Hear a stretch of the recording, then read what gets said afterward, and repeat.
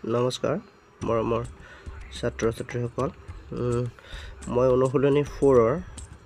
যিটো আমাৰ linear equation এই চেপ্টাৰটোৰ পৰা কেইটামান MCQ কৰিব লৈছোঁ প্ৰথমতে চোৱা x + y = 0 সমীকৰণৰ কিমানটা সমাধান আছে x + y = 0 সমীকৰণৰ এটা অসীম সংখ্যক সমাধান আছে আমি যিকোনো মান বহাই চাব পাৰোঁ গতিকে x + y = 0 সমীকৰণৰ অসীম সংখ্যক সমাধান থাকিব তলৰ কোনটো ৰৈখিক সমীকৰণ ৰৈখিক সমীকৰণ কোনটো হ'ব আমাৰ ইয়াত ৰৈখিক সমীকৰণ বুলি কৈছে 2x - 3 হ'ব ৰৈখিক সমীকৰণ চোৱা ৰৈখিক সমীকৰণ হ'বলৈ হ'লে ইয়াৰে ঘাতটো প্ৰথম এটা হ'ব লাগিব ইয়াতে বাকি এই গোটেইটা চোৱা x² ইমান এই গোটেই x² আছে এইবিলাক হৈছে দ্বিঘাত সমীকৰণ গতিকে ৰৈখিক সমীকৰণ বুলি ক'লে এইটো হ'ব 2x - 3 = 0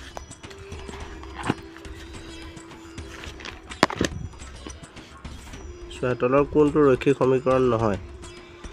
তলৰ কোনটো ৰৈখিক সমীকৰণ নহয় প্ৰথমটো চোৱা 3x = 4 এইটো এটা ৰৈখিক সমীকৰণ হয় x - 2y = 6 এইটো এটা ৰৈখিক সমীকৰণ হয় x = y এইটো এটা ৰৈখিক সমীকৰণ হয় এই যে 2x² - 4x + 3 = 0 এইটো এটা দ্বিঘাত সমীকৰণ এই ৰৈখিক সমীকৰণ নহয় এটা আমাক ৰৈখিক সমীকৰণ নহয় কোনটো সুধিছে গতিকে এইটো সমীকৰণ সো এই ঘাত 2 আছে গতিকে ই এটা দ্বিঘাত সমীকৰণ মানে সৰ্বোচ্চ ঘাতটো 2 আছে গতিকে তোমালোকক এখানে কোৱা হৈছিল ডিগ্ৰী কোনটো দুটা চলকযুক্ত ৰৈখিক সমীকৰণ দুটা চলকযুক্ত ৰৈখিক সমীকৰণৰ যিটো জেনেৰেল হেৰি আছিল সমীকৰণটো আছিল কিমান ax + by + c এইটো আৰহিত থাকিব দুটা চলকযুক্ত ৰৈখিক সমীকৰণৰ এতিয়া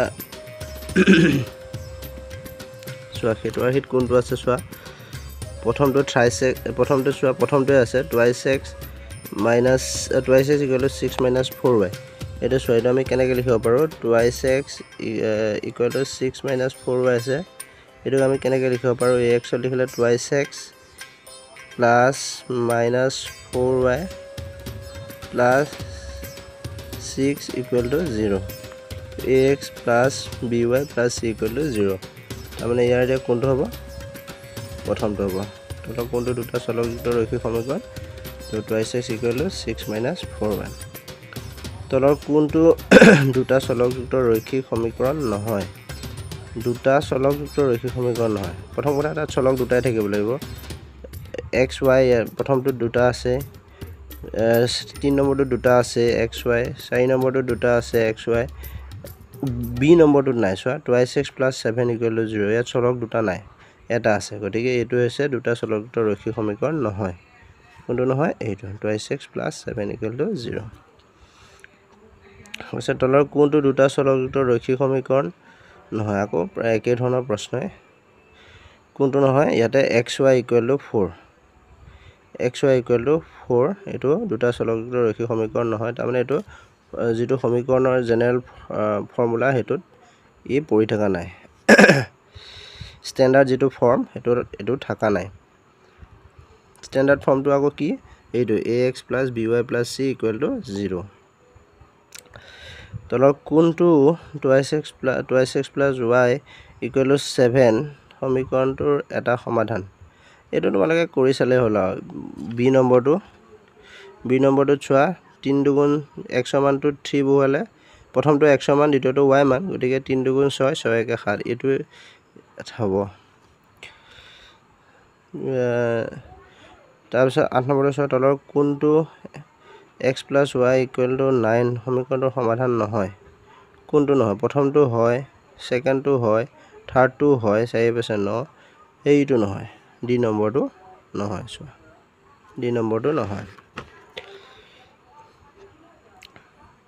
এটা চোৱা a3 সমীকৰণ x - y = 3 এটাৰ সমাধান হ'লে এই মানটো নিৰ্ণয় কৰা সমাধান হ'বলৈ হ'লে a3 বিন্দুটো x - y থাকিব গতিকে x - y = 3 দিয়া আছে গতিকে আমি x ৰ ঠাইত কিমান বহুৱাম a বহুৱাম আৰু বি ৱাই ঠাইত কিমান পাম -3 = 0 ইয়াৰ পৰা আমি a = কিমান পাম এইটো 3 ইফালে এইটো 3 আছিলে 3 3 কিমান হ'ব 6 ঠিক a = কিমান হ'ব 6 ax + y = 10 সমীকৰণত এটা সমাধান হ'ব 1 1 হলে a মানটো বহুৱা এইটো প্ৰথমটো হতে একে তোমালোকে মানটো বহুৱাই দিবা 1 টো x ঠাইত বহুৱালে a আৰু y ঠাইত 1 বহুৱালে 1 সেই 1 টো এফালে লৈ গলে কৰি দিছো বাৰু ax + y = 10 দিয়া আছে তে 1 1 বহুৱাই দিয়া আছে গতিকে a এটো 1 বহুৱালো এটো 1 বহুৱালো = 10 তে ইয়াৰ পৰা a = কিমান হ'ব এটো এফালে লৈ গলে 9 হ'ব এটা আমাৰ 9 দিয়া আছে না c নম্বৰটো দিয়া আছে 9 এইটো x = 0 তলৰ কোনটো ৰেখাৰ সমীকৰণ তোমালোকে মনত ৰাখিবা x = 0 হলে কি y অক্ষৰ সমীকৰণ অকমান শাৰীৰিক অসুস্থতা গতিকে ক্ষমা কৰিবা তোমালোকে x = 0 তলৰ কোনটো ৰেখাৰ সমীকৰণ y অক্ষৰ সমীকৰণ তলৰ কোনটো সমীকৰণ x অক্ষৰ সমীকৰণ x অক্ষৰ x = 0 তলৰ আমি 11 নম্বৰটো কৈছিলো x = 0 তলৰ কোনটো ৰেখাৰ সমীকৰণ এটো y অক্ষৰ সমীকৰণ এতিয়া আমাৰ 12 নম্বৰটো চোৱা তলৰ কোনটো x অক্ষৰ সমান্তৰাল এতিয়া তোমালোকে এটো বস্তু মনত ৰাখিবা x অক্ষৰ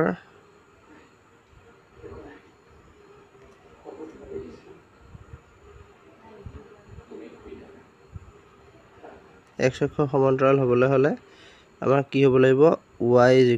a তাৰ মানে y = কনস্ট্যান্ট আকৌ y অক্ষৰ সমান্তৰাল হ'বলৈ হলে x = a তাৰ পিছত মূল বিন্দুৰে যাবলৈ হলে মূল বিন্দুৰে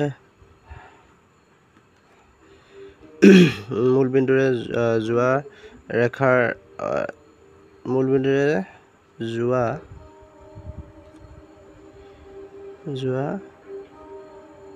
ৰেখাৰ সমীকৰণ হ'ব y = mx তোমালোকে এই তিনটা বস্তু ভালদৰে মনত ৰাখিবা এয়াৰ পৰা MCQ অহা খুবেই সম্ভাৱনা আছে x অক্ষৰ সমান্তৰাল হ'বলৈ হলে y = a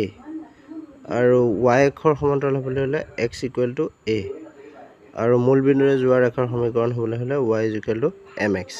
এটা আমাক চোৱা 12 নম্বৰটো কি দিছে x অক্ষৰ সমান্তৰাল হ'বলৈ হলে y = কিমান হ'ব লাগিব x অক্ষৰ সমান্তৰাল হ'বলৈ হলে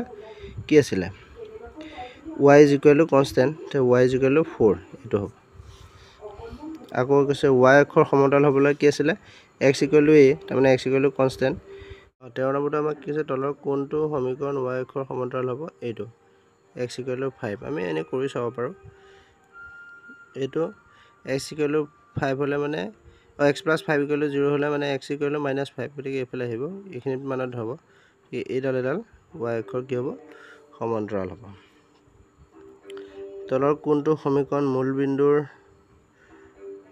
তলৰ কোনটো সমীকৰণৰ লেখ মূল বিন্দুৰে যাবলৈ হলে কি হ'ব লাগিব বুলি কৈছিলো y = mx এতিয়া চোৱা এই c নম্বৰটো এইটো সমীকৰণ হেতু ফুলফিল কৰি আছে চোৱা 2x + 3y = 0 ইয়াৰ পৰা 3y = -2x y = কিমান হ'ব -2/3x মানে -mx এইটো mx এইটো ফৰ্মুলাত আছে কোনটো আছে c নম্বৰটো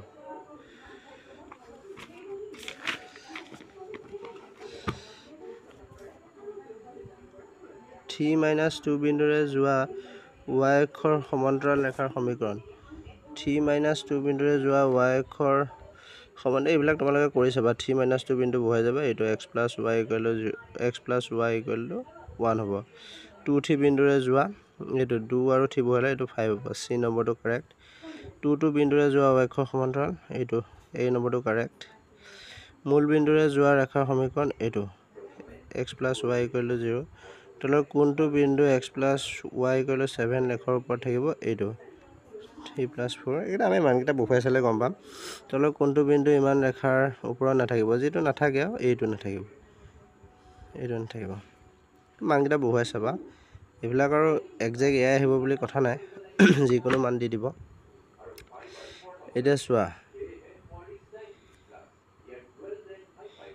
x অক্ষৰ সমীকৰণ হ'বলৈ কি আছিলে মই কৈছিলোঁ অলপ আগত x অক্ষৰ সমীকৰণ হ'বলৈ হ'লে y = 0 y অক্ষৰ সমীকৰণ হ'বলৈ হ'লে x = 0 y = mx আৰ্হিৰ ৰেখা মূল বিন্দুৰে যায় y = mx আৰ্হিৰ ৰেখা মূল বিন্দুৰে যায় মনত ৰাখিবা x অক্ষৰ সমীকৰণ y = 0 y অক্ষৰ সমীকৰণ x = 0 আৰু y = mx আৰ্হিৰ ৰেখা মূল বিন্দুৰে যায় মই লিখি দিয়া নাই আৰু x + y = 5 ৰেখাডাল x অক্ষক সেট কৰা বিন্দুৰ স্থানাংক x অক্ষক সেট কৰা বিন্দু x অক্ষক সেট কৰিবলৈ হ'লে কিমান হ'ব x অক্ষক সেট কৰিবলৈ y = 0 তাৰমানে হ'ব x ৰ মানটো কিমান পাতিম y মানটো হ'ব 0 আৰু x ৰ মানটো হ'ব 5 তো 50 এই বিন্দুৰ স্থানাংক হ'ব কিমান 50 মানে কৈও চাব পাৰা এতিয়া চোৱা আমাৰ x অক্ষক সেট কৰা লাগিব গতিকে 50 বুলি ক'লে 5 টো এইফালে যাব আৰু 0 মানে ওপৰলৈ নাযায় আৰু গতিকে 50 টো ইয়াতে নাথাকিব এইটো x অক্ষৰ ওপৰত নাথাকে জানো তাৰমানে x অক্ষক সেট কৰিলে তাৰমানে x - y = 3 ৰেখাডাল y অক্ষক সেট কৰা বিন্দুৰ স্থানাংক এইটো কিমান হ'ব ইয়াত x = 0 হ'ব তাৰমানে y = কিমান হ'ব -3 y = যদি -3 হয় ইয়াত থাকিব গতিকে সৰি এইফালে থাকিব ই এখান থাকিব -3 টো গতিকে ই y অক্ষক সেট কৰিছে ax + by ৰেখাডাল মূল বিন্দুৰে যাব চোৱা এইটোত তোমালোকে সিম্পলি কৰি চাব পাৰা খালি মনত ৰাখিবা এইটো x + by + c ৰেখাডাল মূল বিন্দুৰে যাব মূল বিন্দুৰে যোৱা স্থানাংক কিমান 0 0 আমি 0 0 বহালে এইটো 0 হ'ব তে c = 0 তাৰমানে এইটো কন্ডিশন ফুলফিল হ'ব লাগিব ax + by + c ৰেখাডাল মূল বিন্দুৰে মাজেৰে যাব যদিহে c = 0 হয় তাৰমানে এখানে কিমান হ'ব c = 0 হয় ইমান সমীকৰণৰ তিনিটা সমাধান এইটো নিজে কৰিবা ইমান সমীকৰণৰ এটা সমাধান ইমান হলে এই মানটো উলিয়াবা এইটো তোমালোকে এই মানটো ইয়াত বহুৱাই দিবা ইয়াৰ পৰা এই মানটো উলিয়াব পাৰিবা এইটা নিজে কৰিবা ধন্যবাদ